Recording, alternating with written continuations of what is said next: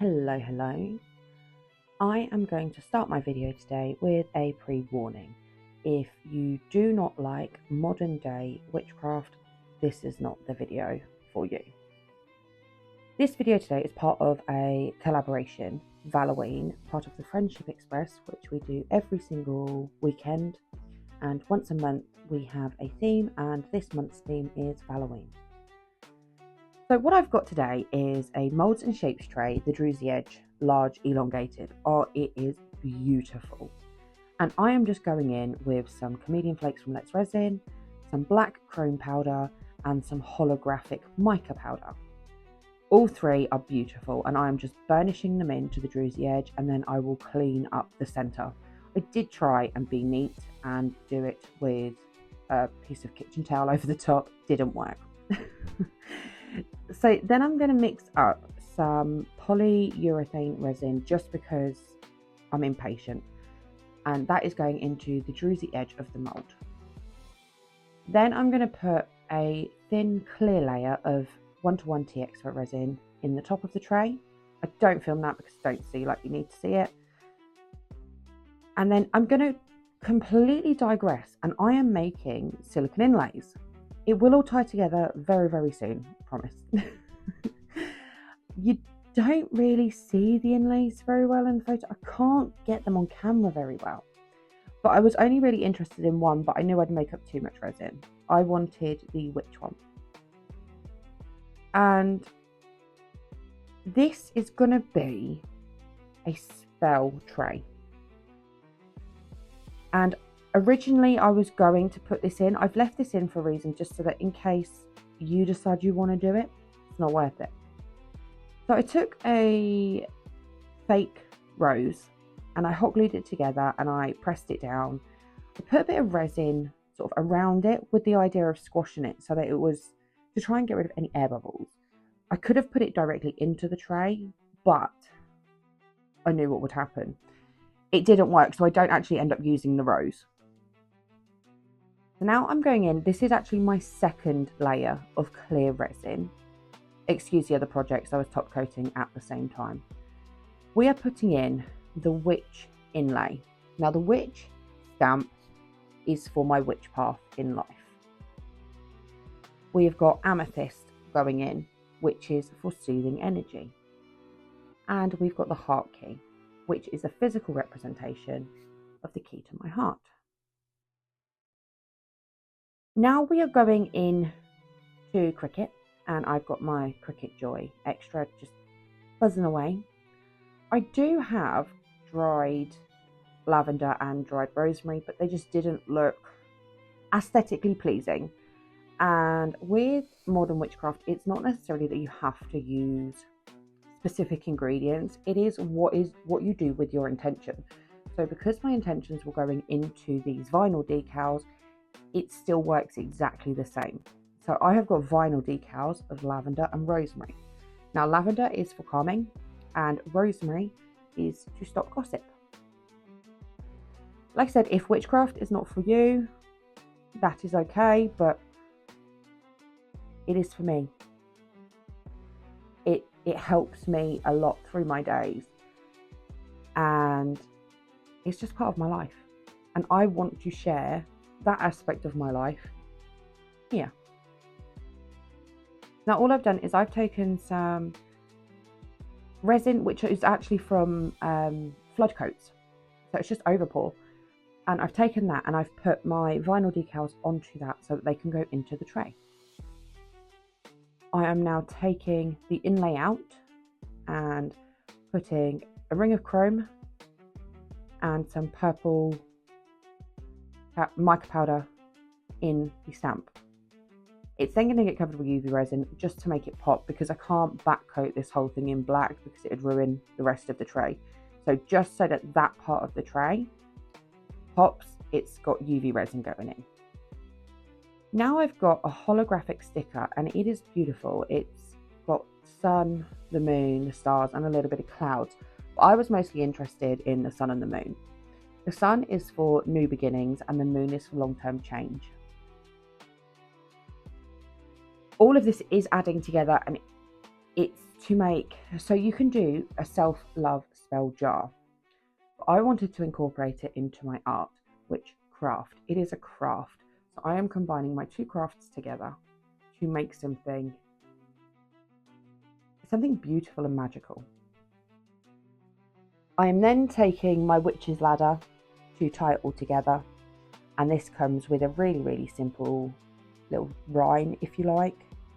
By knot of one, the spell's begun. By knot of two, the magic comes true. By knot of three, so it shall be. By knot of four, this power is stored. By knot of five, my will shall drive. By knot of six, the spell I fix. By knot of seven, the future I leaven. By knot of eight, my will be fate. By knot of nine, what is done is mine. And this will be the last thing to go into the tray to tie it all together.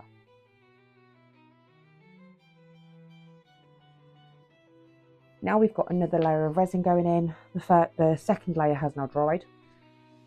This is so that I can put my rosemary, my lavender, and I've also now gone with a daisy instead of the rose. And the daisy is for love and protection. So all of these little elements are combining to create one thing, if you like. And the idea behind it is that so for me, this will go in my bedroom and I will use it every day, just as almost like a reminder that self-love, I am worthy. And it's for meditating. And then whenever you need it, you put your hands on the tray and you can use some words of affirmation, which is entirely up to you what you'd like to use. Everyone is different. So for myself, it would be along the lines of, I am beautiful, I am worthy, I am enough, and I am the architect of my own change. My heart is a treasure, I guard with grace, and I walk my path with unwavering love. And it is a manifestation. So as much as, yes, this is a spell tray, it's a self-love spell tray, it's an aid, which is what they are, and it's fantastic. And it is just, it's a belief system and the way that you want to see the world. Like I said, if it's not for you, that's fine, but it's changed a lot about my day-to-day life. So I'm going in with another layer of resin, and it's a really thin layer because I'm getting really, really close to the top of this tray, and I really didn't want to create like a false wall to increase the depth. So I've done a really as thin as I can get away with for the tray. I'm then taking my Ziploc bag. I'm going to spray it with some isopropyl alcohol just to help reduce bubbles. We don't hold back on the isopropyl alcohol either. And then I place one end at the top of the tray and I let the resin pull the bag. I will then leave this for 3 to 4 hours before I will start crinkling it to get the fabric effect. And it's just the way that I like to do it. It's what works best for me. I've gone in with a beautiful chameleon flake. Now I can't tell you where these are from because I don't know, they were in my nail box.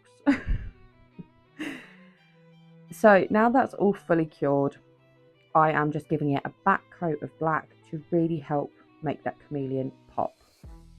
And like I said, I wanted this to be almost like a fabric, like all of these ingredients are laying on a piece of fabric.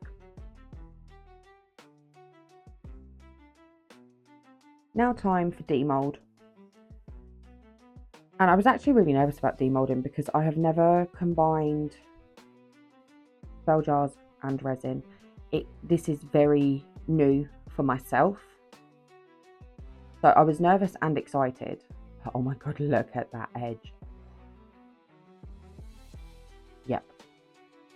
That's all I've got on that one. Oh, it's just so stunning. And the tray come out better than I ever could have envisioned and imagined. And yeah, happy is an understatement. Now we're back to the Cricut. My handwriting sucks, but the Cricut can write for you. So It is writing an accompanying letter almost to go with the tray, and it's just a poem spell that's going to go with it. It's just something pretty, something nice to listen to. I will read it to you in a moment, and then I'm also going to get my Cricut to write down the list of ingredients with what they are, what they're used for, and when to use it. So I am looking at selling these eventually. They take a lot of energy because it's a lot of intent, it's a lot of thought. And yeah, then I'm going in with my stamps, and I'm just making the letter pretty. And whilst you just watch that, I would like to read to you the spell I've got to go with it. Upon this tray of silver and light, I set my intent and claim my might. With every token, my spirit is fed, a ritual of love in the path that I tread. Bound by a ladder of knotted twine, I walk the path that is truly mine. Under the sun, a new day breaks, while the shifting moon long change awaits. Daisies stand guard, a protective ring, as lavender and rosemary calm and sting. One to soothe, one to silence the tongue, while amethyst heals where the heart is hung. The witch's choice is the road I tread, with a heavy key and a silver thread. My heart is the prize held safe and free, tied in the knots of the ladder's decree. Now, like I said, this won't be for everyone, and that's okay. We're all allowed to like what we like and go along our lives the way we want to. But this, for me, the reason I'm putting this forward for Halloween is because Halloween is about alternative. It's not necessarily Halloween mixed with Valentine, it's the alternative version of Valentine. And I wanted to do the self-love side of things, and I'm also tying in my two crafts together. I did then take an open back bezel and I cut the ring off the top just so it was a circular metal piece. I took my wax seal stamps and I put my pentagram seal and I put that around the bezel. I'm describing it because I completely forgot to film it, to be honest. It was something that came to me as a way to hold the paper together. If you've got this far, thank you very much. If you've liked this content, please do tell me in the comments, like and subscribe, because I'd love to do more like this. It's been a difficult one because it's very personal, and I'm putting a part of myself out there that I've not put out there before.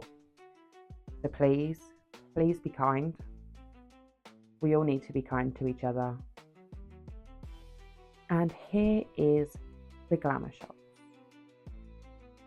The second video is a bit wobbly because my 7-year-old daughter helped me film it because I needed 2 hands to open the paper. But thank you very, very much, and bye for now.